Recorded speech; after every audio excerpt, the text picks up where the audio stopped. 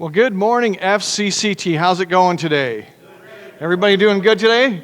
Good, good. It's nice to be in the cool weather. It's nice to be in that time of year where we're getting close to Thanksgiving, my favorite meal of the whole year. And it's also good to be approaching Christmas. So we want all of you guys to be thinking about, how to make Christ the center of those events and holidays as they start appearing on our calendars. One thing that we didn't touch on earlier in our announcements that we want to make sure you guys understand is that our annual meeting will be Wednesday at 7, and if you are a formal member and would like to vote on leadership nominations in the budget, please attend that. We're going to be in Daniel chapter 6 today, if you want to turn there, and we're looking at verses 7 through 10, and today we're going to be talking about rejoicing in the midst of difficulty. And we talked last week about the problem with murmuring and the problem with having a bad attitude, and that is something that is really something that I think most of us at times in our lives kind of struggle with. But today we're going to be talking about the positive side of that, which is that when those difficult things are going on in your life, being able to rejoice in God. And as I was studying this week for the sermon, I started thinking about, and you'll see why I think in a minute, but I started thinking about which celebrity wasted the most money. Now, the reason I thought about that is because that is something that it seems like a fair number of celebrities engage in, right? And I started thinking about all of the people, and I started looking at lists, and they had basketball players, and there was a basketball player that ended up declaring bankruptcy after having been paid $130 million in his career. And you can imagine that $130 million just gone is a crazy amount. And then one of the names that came up was Evander Holyfield, who went through a personal fortune of $200 million and ended up having nothing to show for it. And I think for most of us, we would say that is some crazy stuff, right? It would be hard to imagine how you could possibly spend that much money. But according to the research that I did, perhaps the celebrity that wasted the most money was Michael Jackson, who at the time of his death had made $1.1 billion in his music career, and at the time of his death was $500 million in debt.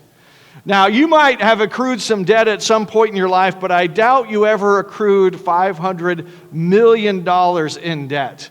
Now, the interesting thing about that is that since he passed away, his estate has earned more than $3.5 billion in royalties.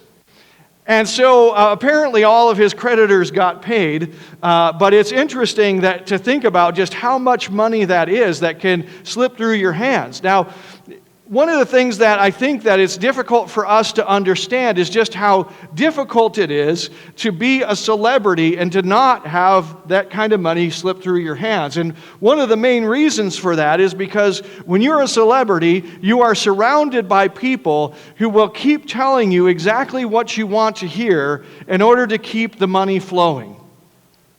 And one of the things that's important to understand is that when you are a celebrity like this and you have a posse, a group of people that kind of travel around with you and hang out with you and all that kind of stuff, those people aren't doing that generally out of the goodness of their heart. They're not there to help you out. They're there to tell you what you want to hear and to keep the spigot of money going. And it's really easy to end up with nothing as a result of this. Well, what we're going to see today is that this problem is a problem that God deals with in a way that sometimes is very frustrating to us, but can be very effective. And we're going to talk about difficulty today, and we're going to do that by going to Daniel chapter 6. And when we talk about difficulty and experiencing difficulties in our life, we're going to talk about, first of all, difficulty and collusion. Secondly, we're going to talk about rejoicing in difficulty. And finally, we're going to talk about pursuing righteousness. So let's go to Daniel chapter 6. And if you recall the book of Daniel, Daniel is a guy who has not living in his home country, right? He was an Israelite. He's taken into captivity, and he's been living in exile. Daniel and some other Israelites. And in the book of Daniel, it tells the story of how they're kind of getting along in this foreign country. And now they were high up in their old kingdom that they were in Israel, and they are high up in this kingdom as well. They're serving as officials in the kingdom. They're not just regular people. And it says in Daniel chapter 6, verse 7, it says, all the high officials of the kingdom, the prefects and the satraps, the counselors and the governors, are agreed that the king should establish an ordinance and enforce an injunction that whoever makes petition to any god or man for 30 days except to you, O king, shall be cast into the den of lions. Now, you know you're kind of an old-time king when you have a den of lions hanging around that, you can write these kind of ordinances to be throwing people into, I don't think that's a modern feature that comes in most kingdoms. But in the old times, that was kind of apparently what they did. And what happens is that you have all these officials, and they go to the king and they say, hey, here's the thing. Now, in order to understand this, you have to understand that in the ancient world, most of these kings saw themselves either as gods or the sons of gods. And so it was not unusual for them to have ordinances like this, that you can only pray to them, and especially for a certain period of time. And so what happens is they go to the king and they say, hey, let's make this ordinance. And they have more interest here than just kind of puffing up the king. They also want to get rid of Daniel. Verse 8 says, now, O king, establish the injunction and sign the document so that it cannot be changed according to the law of the Medes and the Persians, which cannot be revoked. Therefore, King Darius signed the document and injunction. So here's the thing. He's signing this injunction, and once it's signed, there's nothing he can do about that. Now, Daniel understands that this is an injunction that affects him personally, because Daniel has a habit of 3 times a day going before God and thanking God, praising God, and also lifting up the cares and concerns that he has before God. And so in verse 10 it says, when Daniel knew that the document had been signed, he went to his house where he had windows in his upper chamber open toward Jerusalem. So he's not hiding the fact that he's praying. Now, you might think that this creates some problems in Daniel's life, and it does. And the thing is, he's a smart guy, Daniel has to understand that this is directly a response to him and his faith in God. He has to understand that this is something that is laid as a trap for him. And this is a major problem, a major difficulty in his life. And so you might expect him to go to God and say, God, get me out of this. God, protect me in this time. God, how could you do this to me? God, why aren't you looking out for me? Why are these people after me? Because I think that, because if I were in Daniel's position, that's probably the prayer that I would go to God with. But it says in verse 10, when Daniel knew that the document had been signed, he went to his house, where he had the windows in his upper chamber open toward Jerusalem. He got down on his knees 3 times a day and prayed and gave thanks before his God as he had done previously. You see, the interesting thing here is Daniel has this difficulty that's come up in his life, this difficulty that's been, this trap really that's been laid. And most of us have difficulties in our lives, but very few of us have traps that are personally laid for us. And the consequence of that trap being laid for you is you get thrown into the lion's den. Most of us will not experience that. But Daniel has that very thing happening to him. And what Daniel does is he gives thanks to God. And I wonder how many of us could do that. Could look at God and say, God, thank you. Thank you for this time. Thank you for this time. And what I want to hopefully help us to understand is that that is exactly the appropriate response to the difficulties that Daniel is facing. And not only is that the appropriate response to Daniel's difficulties, but it's also the appropriate response to all of the difficulties that we face. So let's talk about the difficulty and collusion. Because the interesting thing is, I think that all of us kind of have in the back of our mind this idea of, why doesn't God just make our lives easier? Why does it have to go this way? Right? Why is it that when I'm in a hurry, everything takes longer? Why is it when I need to be someplace on time that the traffic has to be really bad? Why is it that when, I have a lot to do already, I get a letter from the HOA saying you got to take care of your weeds, you got to paint your trim, you got to, those kinds of things. Why is it that this is the way that life is? How many of you guys ever wonder that? Does anybody ever say to God, God, why? Why? Why is this happening? Why did it have to be like this? I think that most of us as human beings experience this. And what we're really dealing with is the age-old problem of pain and suffering. How could a loving God allow us to go through all this? Now, the thing is, there's different intensities of this, right? And the thing is that most of us don't experience this in the most intense form. It's just the frustrations of life, the inconveniences that pile up. I was watching this week, it was kind of this guy named Jamie Carrington. He was given his testimony. And Jamie Carrington is a guy who's 18 years old. And since he was born, he's had spinal muscular atrophy type 2. And basically what happened was when he was young, his mother realized that he was having a hard time sitting up for any length of time. And so they went in and they did these tests, and the doctor, when he was meeting with his mother, he said, here's the different things that this could be, and this is the worst one it could possibly be. And that's what it ended up being. Can you imagine asking God why? Like, this is literally the very worst thing that it could be. And as a result of it, at 18 years old, he cannot and has never been able to feed himself. He cannot and has never been able to clothe himself. He cannot and has never been able to move himself. And in fact, he cannot sit up outside of a special wheelchair that he has. And he talks about going to school and sitting in the school every single recess and looking out the window and seeing the other kids play. Now, the thing is that most of us will never experience that kind of pain and difficulty. However, most of us still will ask God, why? Why? Why does my back have to be sore just when I have so much to do? Why do my plans turn out unfruitfully? Why do these relationships never go the way that I want? Why are people in my way and so unhelpful? In Job chapter 5, verse 6 and 7, it says, "For affliction does not come from the dust, nor does trouble sprout from the ground, but man is born to trouble as the sparks fly upward." Now that's written in the book of Job, a guy who knows a thing or two about adversity, difficulty. That's a guy who knows what it's like to ask God, why? The question for us is, why can't God just be more helpful? Now, how many of you guys have ever heard somebody asking that question? How many of you guys have ever heard somebody who doesn't believe in God using this as a reason why they don't believe in God? Why can't God be more helpful?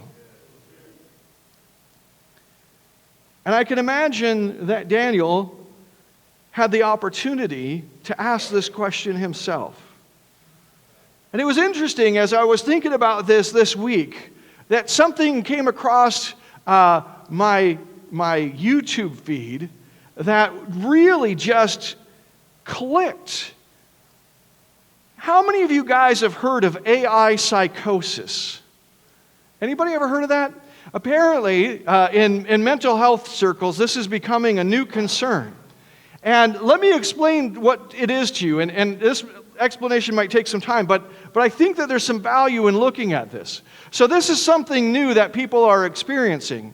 And what's happening is that they're experiencing a psychosis. They're experiencing a loss of connection with reality. And they're doing that as the result of spending a lot of time with AI chatbots. Now, most of us are experienced with maybe looking up something on Google and having the little AI answer right up there, right? Or maybe even looking at some ChatGPT stuff, things like that, and trying to get answers for our questions. But most of these AIs also have chatbots associated with them. And basically what it is that you can talk to these AI models, these AI engines.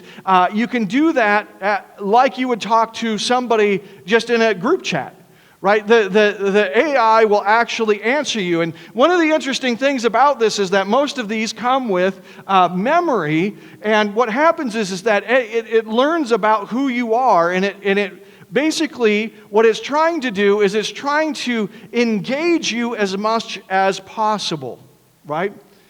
So it's an interesting situation now where some people, and especially people who maybe have trouble with human relationships and things like that, they're turning to AI chats as a way of dealing with loneliness, as a way of dealing with isolation.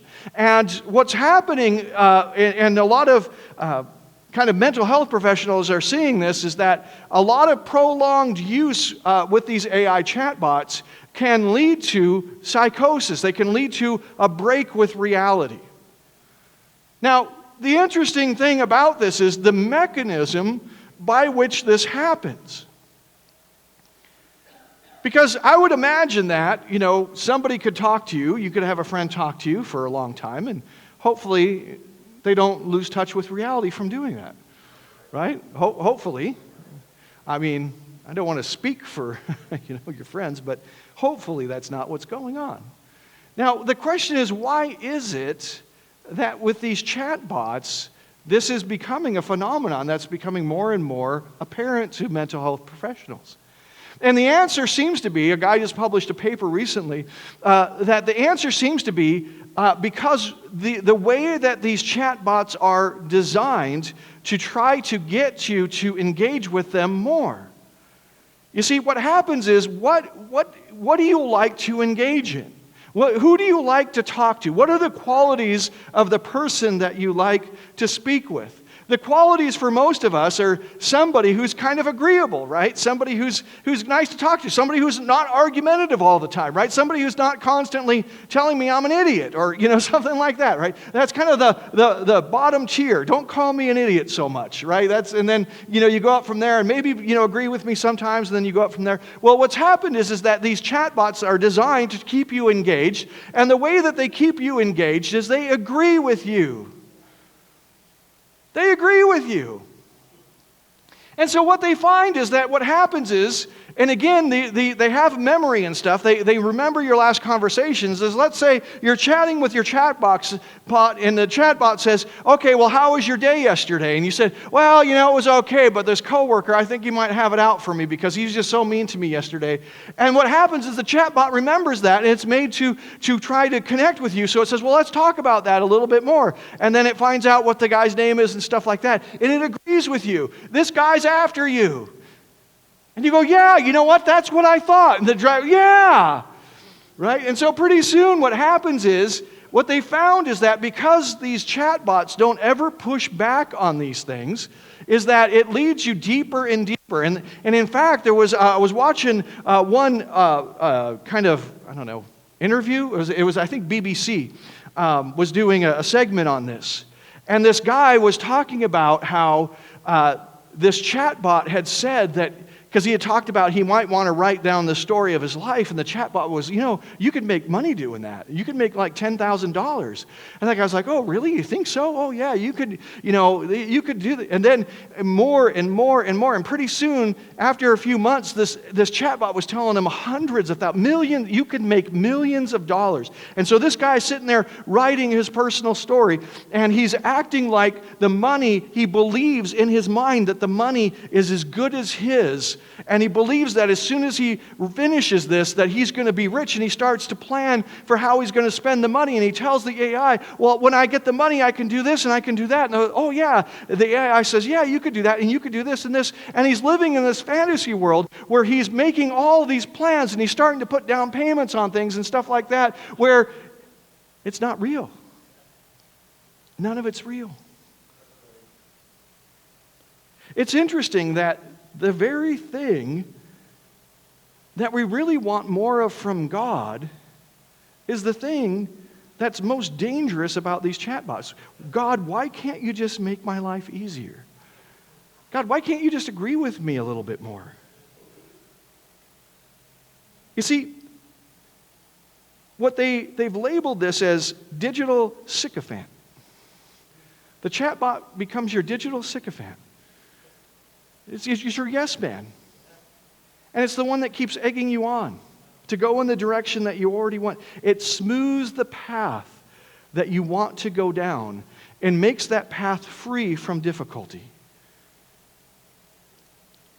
It's interesting that in the book of Proverbs, in chapter 27, verse 6, it says, "Faithful are the wounds of a friend.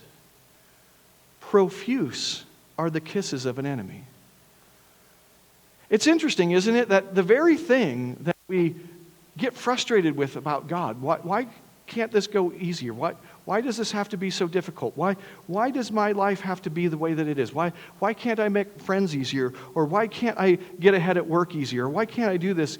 That we assume that somehow that God is not being our friend because He's causing us a wound. And the reality is that is the true sign of a friend.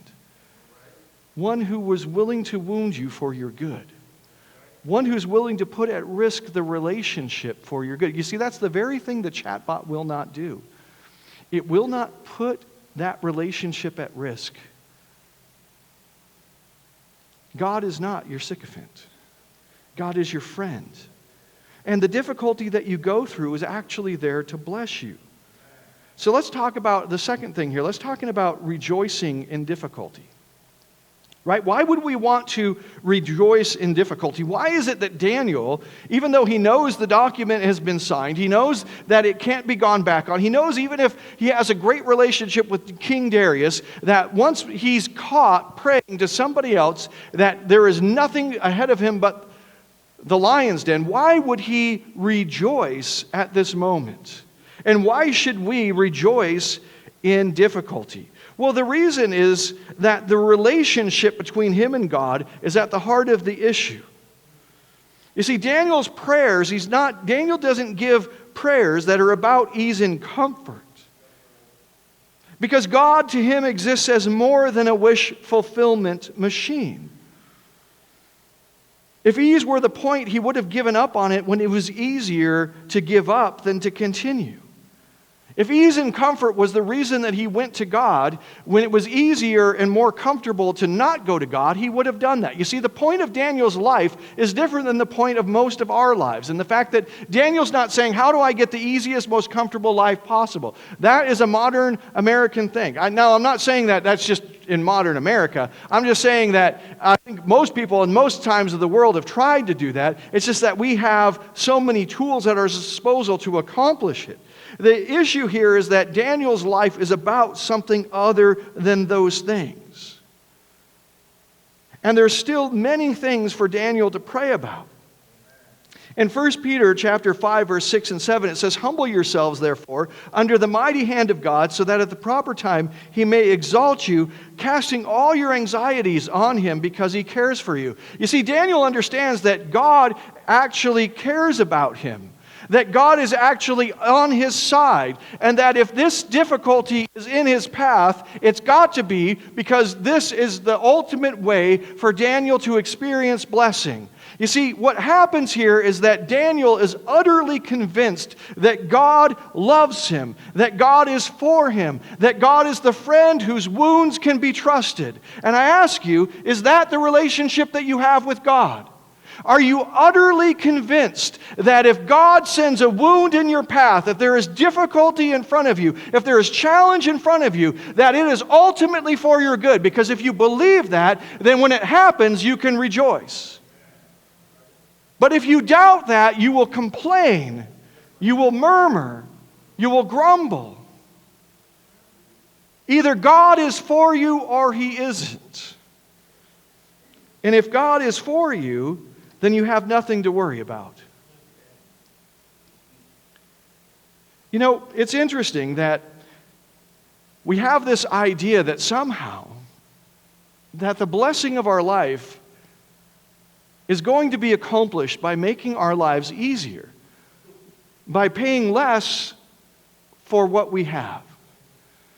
We were talking this morning in our Sunday school class. We're going over the beginning of the Bible. We're going over Genesis chapter 3, Genesis chapter 4. And we're in chapter 4 this morning, and we're talking about Cain and Abel and the fact that they go and they bring an offering before God. And it's interesting that it says that Cain brought the best, or excuse me, Abel brought some of the best, and Cain just brought some things before God. And there's a difference there. And Abel's offering was accepted, but Cain's offering was not accepted. And Cain goes away upset because his offering's not accepted. He's not happy, and he's angry, he's downcast. And God says, well, why are you so downcast? If you do right, will you not be accepted? And so there's a choice that Cain has. Do I pay more? Do I make a greater sacrifice to be accepted by God? Or do I do something else? And he chooses doing something else. He becomes bitter, he becomes upset, and so he kills his brother in the field. Now, the interesting thing is that I often wondered to myself, well, why does Cain care so much? It's weird to me that Cain wants God's approval so much that he's willing to be upset by not having it, and he's willing to kill his brother, but he's not willing to give an appropriate sacrifice. And I thought to myself, this doesn't make sense to me, and then I started looking back over my life. And I started looking back at how many things that I really wanted, but I wasn't willing to pay the price for. When I was telling the class today, when I was a teenager, MTV was a thing, right? It started. They actually played music back then instead of weird reality shows. And I would watch, these guys like Eddie Van Halen and different guitarists play, and I'd say, oh man, that's amazing. Man, I would love so much to be able to do that. But I wasn't willing to spend the hours and hours and hours practicing. I would watch on Sundays, when we got home from church, my team, the Cowboys. And I'd watch Tony Dorsett, and I'd watch him run, and I would say, man, that's so awesome. I wish I could do that. But I didn't want it bad enough to do all the work to make the sacrifice. You see, the thing that I started to realize is that we all want acceptance by God. We all want to be blessed. We all want to be welcomed into glory. Like, we all want to be glorious. We want to be a really good friend, and we want to be a really good father, and we want to be a really good church member, and we want to be a really good citizen, and we want to be a really good worker at work. We all want these things, but we don't want them bad enough to make the appropriate sacrifice. Because all of us at heart are cheapskates. And we want to give as little as possible to get to that place. So why should we rejoice in difficulty? Because difficulty is what God spurs us on to give more. And it took me so long to figure that out. You see, man, so many times at my home, I want to do a project. I remember I was working on the sink in my master bathroom. And you know what? I wanted to fix it. And so what I did was, can you imagine? I was a cheapskate.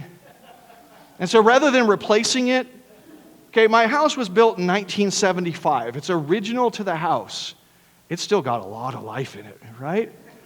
And so I went down to the hardware store, and I got the cartridge that goes in it. They still make it. And I got the cartridge that goes in it. The problem is that cartridge has been changed out like 700 times. And so the threads on it are all janky, right? And so I put the handle back on, and I turn it, and it's getting tighter, and all of a sudden it gets loose. That's not a problem. I'll just tighten it to the spot where it's just as tight as it'll go, and I'll be fine, right? I'll be fine. So I put it on there, and I go out, and I turn on the water outside, and as I'm walking triumphantly back into my bathroom, I hear the sound of a fountain. And I walk into my master bathroom, and the water is shooting up out of that handle to the ceiling. Why? Because I cheaped out, right? And I said to myself, I said, God, why? Now I have to go buy a whole new faucet. Yes! That was the sacrifice that I should have made at the beginning. And the difficulty I'm experiencing is God's encouragement that the real sacrifice you need to pay is higher than what you're wanting to pay right now. You see, every time we experience difficulty, that's almost always the situation that we're in, isn't it? There's a distance between the sacrifice I want to make and the one that's required. You see, with Daniel, he's okay with making the sacrifice. Why? Because he is understanding the most important thing that he can understand. And that is that God's call for you to sacrifice is so that you will have things of value. God wants to give you true riches. But the only way to have true riches is to value the thing appropriately. You see, what God wants to give you is worth everything that you have. But you want to nickel and dime. You want to say, I'll give a little bit. I'll give a little bit more. I won't give that much, God. Why do you ask so much of me? And the reality is that God wants so badly for you to give everything, because the only way for you to have something of true value is to give everything. To say, this is worth everything I have. Why? Because where your treasure is, there is your heart also. There's no way for you to value something without paying for it. There's no way to value something without actually valuing it. While you refuse to make the sacrifice, you're refusing to value it. There's no other way it can be. It doesn't work. The math doesn't math any other way. So let's talk about pursuing righteousness. Our attitude toward difficulty reveals our priorities. Do we want to pursue ease and comfort? Do we want to pursue something that is cheap? Or do we want to pursue righteousness? Because this is what Daniel understands. He will pursue righteousness. If it costs him going to the lion's den, then he will pay it. Why? Because God is worth it. In Genesis chapter 4, verse 3 through 6, it says, in course of time, Cain brought to the Lord an offering of the fruit of the ground. And Abel also brought of the firstborn of his flock and of their fat portions. You see, one understood that being right with God was worth whatever he had to pay. And I ask, what do you have that's worth more than that? Because that's what righteousness is. It means being right with God. And being right with God then ends up making you right with other people. And I ask, what do you have in your life that's worth more than that? What are you holding back from God? What are you saying, God, I won't pay this much? Because I can guarantee you that there'll come a time in your life where God will nudge you and He'll push just a little bit and He'll say, once again, don't you want to make this trade? Don't you want to make the appropriate sacrifice? Don't you want to value me the way I deserve to be valued? He will do that, and He will push you, and He will nudge you, and He'll bring opportunities. And those opportunities can be times of rejoicing, or they can be times of great frustration. He wants to bring you in. We often want the regard of glory, but we are not willing to sacrifice for it sufficiently. We want God's arms to welcome us. We want not only to be loved, but to be lovable. We want to value God rightly, just as He values us. Many times the difficulty we face is a way of encouraging us. And the question before each one of us is, are we willing to pay that price? How many trips to the hardware store are you willing to make to finish that project? How many times are you willing to work out the problems with your family or friends? For Jamie Carrington, the question that he had to ask himself is going my whole life without ever running in the grass Is going my whole life without that, of never walking on a beach, of never feeding myself, if that is the price of a close relationship with God, is that worth it? And the answer that he finally came up with is yes. It's worth it. We want to encourage you to believe, belong, and become today. We want you to believe that God has your best interest at heart in all things. And even in the midst of challenges, difficulties, problems, God is calling you to glory. And he's calling you to true riches. We encourage you and invite you today to belong to him by pursuing his righteousness with total devotion. And we invite you to become sanctified as the Holy Spirit works to transform you. Thanks for joining our worship service today. Please follow on our Facebook page where you can let us know about any needs or prayer requests you may have and keep up with the latest church news and events. You can also check out all of our past lessons and other videos by visiting our YouTube channel. At First Christian Church, we strive to be the presence of Christ in the world by helping others to believe in God's love for them, to belong to his church, and to become like Christ in their lives. If you would like to support us in our ministry, you may do so by giving online through our website at fcct.org or by mailing checks to the church. Have a great week, everyone.